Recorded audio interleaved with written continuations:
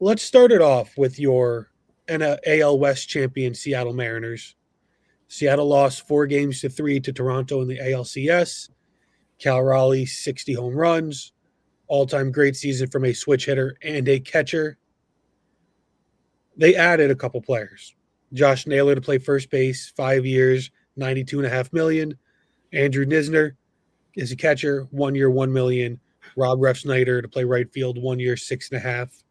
They made a couple trades. Brendan Donovan, he's going to play second base most likely for them in a 3-team deal where St. Louis in that deal got the Mariners, the MLB number 91 overall prospect, Urangelo Cinte.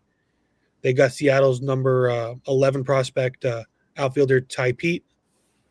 And then they also got Tampa Bay also got number 24 outfielder Colton Ledbetter, in addition to competitive balance picks, 68 and 72 going back to the Cardinals. Tampa Bay gets third baseman Ben Williamson as well. So that's a pretty big trade for the Mariners to solidify somebody who can play a bunch of positions and had a breakout year last year. They also traded for Jose Ferrer, a reliever from Washington. They sent away Harry Ford and Isaac Lyon. Ford was somebody who was, thought to be a really instrumental piece going into last season in Seattle. Cal Raleigh just completely squashed that. He was blocked as a catcher. They figured send him away while his value was high, not while he's a backup. But they lost Eugenio Suarez to Cincinnati. Luke Jackson, who's still a free agent. Caleb Ferguson went to Cincinnati. Jorge Polanco, he went to the Mets. Mitch Garver's still a free agent. He's not there. So my question for you guys is, can Seattle, with the way they're constructed right now, take that next step needed to be a World Series team? Or is this going to be similar to like the 2023 Orioles, where it was one season they, shine bright and then they kind of falter? Well, I'll tell you something that the Mariners have that the Orioles didn't, and that's a solid pitching rotation. Wu, Castillo, Kirby, Gilbert, Miller, and they even got some guys waiting in the wings ready to go. They have Andres Munoz, who is, a top 3 closer in the AL, and that's probably being like just, hey, everybody will agree with this statement here. And 2 MVP candidates in J-Rod and Cal Raleigh. Do I think Cal Raleigh ultimately regresses a little bit this year? Yeah. Like, I doubt he has 60 home runs again, but he's still the big dumper. He's still going to have a ton of pop. J-Rod, I think, actually might take a step forward this year. Could easily see him being a 40-40 guy. And then you have glue guys around them on this team, from Naylor to J.P. Crawford to Randy Arozarena to bringing in a Brendan Donovan, who's a solid utility piece, some young guys that you hope could take a step. There's a reason that this team was in Game 7 of the ALCS last year with a team that took the Dodgers to Game 7 of the World Series. You could argue last year the Mariners could have won the World Series. Yes, they lose Eugenio Suarez and Jorge Polanco, and I do think that those are decent, sizable losses, but could the Mariners take that next step this year? To answer that question, absolutely. I don't know if there's much more to say. You covered everything. I mean, but the biggest thing is they have a really balanced team between hitting and pitching. Like, it's not like they're not really, really strong in hitting and then weak in pitching, kind of like the Orioles are. They're not, they have both. They got pitching and hitting. And J-Rod, I feel like he's another one of those guys that gets like overlooked a lot too, purely because he's on the Mariners, but he is an MVP level player when he's healthy. My big concern for this team would be if Cal Raleigh had not just a small regression, but if he regressed to 35 home runs this year, where is their offense and pop coming from? Losing Eugenio Suarez and replacing him with Brendan Donovan, you could argue is an upgrade in terms of fielding. But in terms of who is driving in runs, if it is not Cal Raleigh, I'm not sure that there's somebody on this team that I fully believe in to come up with that big at-bat. I think that over the course of 162 games, they will win a lot of games off of the strength of their pitching and just kind of the median of who their team is. But in terms of in a playoff series, I still think that they probably will want to get a bat again at the deadline.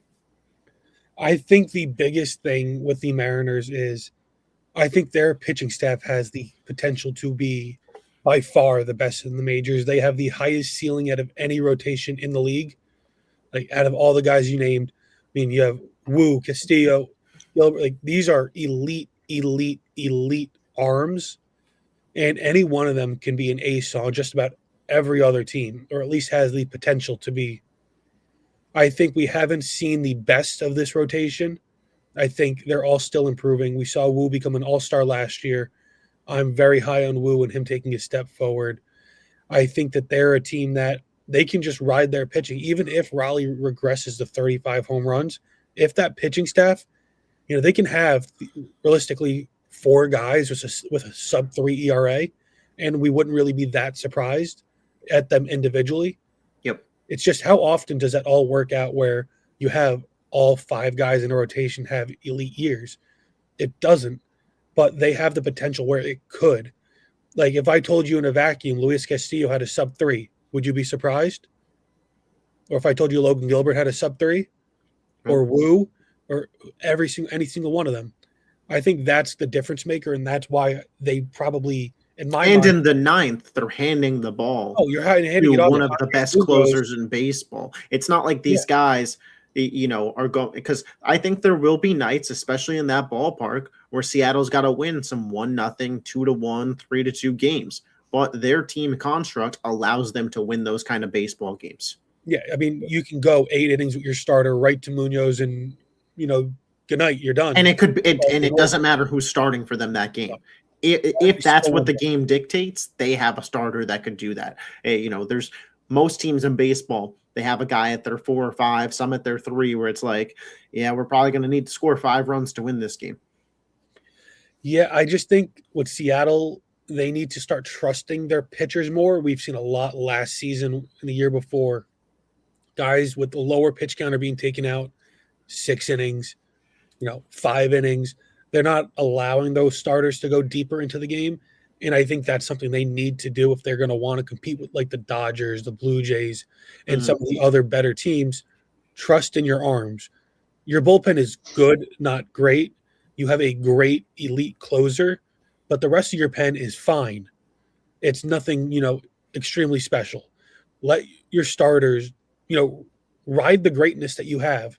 And I think that's going to be a big difference between being, a 100-win team and a low 90s win team for Seattle. Yeah, I definitely think that could be a game changer. Now, my next question about Seattle, which addition do we think is going to be, to make the biggest impact, and which subtraction is going to hurt them the most?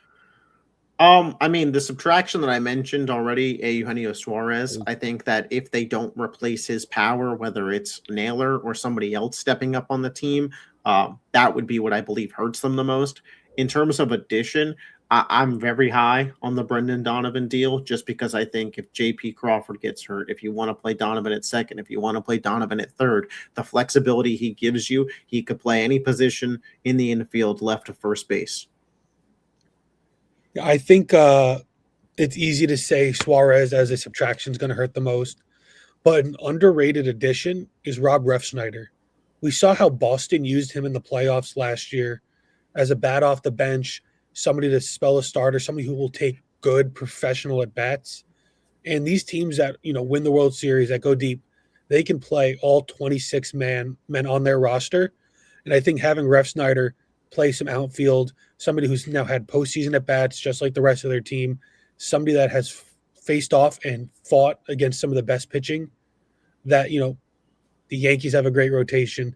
They face the Blue Jays a lot. Those are AL East teams that Seattle only faced. The Tigers now. Tigers, right? Those are great pitching. He faced 2 teams that Seattle might face in the playoffs a lot last year with those pitchers that are still going to be there.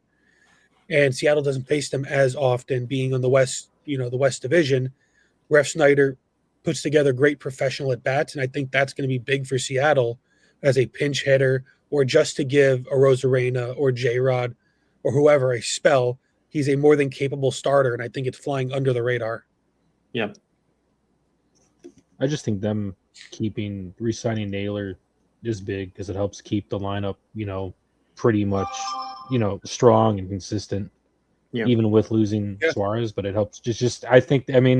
Well, they need him to be big. They really need him to step up So They do. They need Naylor to really be they what need we thought he some- was going to be in Cleveland. They need some more power out of him, more pop out of him.